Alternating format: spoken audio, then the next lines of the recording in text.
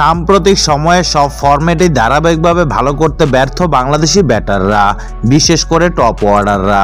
অবশেষে বৃত্ত থেকে বেরিয়ে আসলেন লিটন দাস। গতকাল শ্রীলঙ্কার বিপক্ষে দ্বিতীয় টি-20 ম্যাচে 177 রানের চ্যালেঞ্জিং পুঁজি পায় বাংলাদেশ।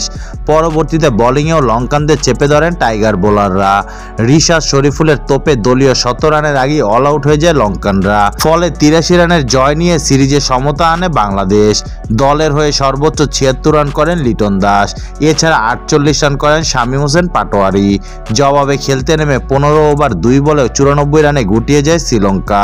লিটনের রান করতে পারা নিয়ে খুশি সমর্থকরা।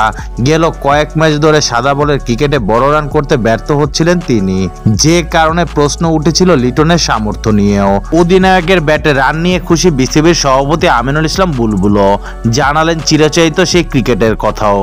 গণমাধ্যমের সঙ্গে আলাপকালে বুলবুল বলেন, কথায় আছে না, form is temporary, class is permanent.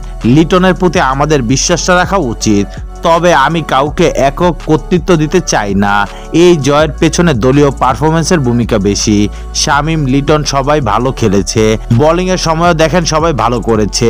এখান থেকে পেছনে না তাকিয়ে যত কম ভুল করা যায় আর কি, সামনে এগোতে হবে।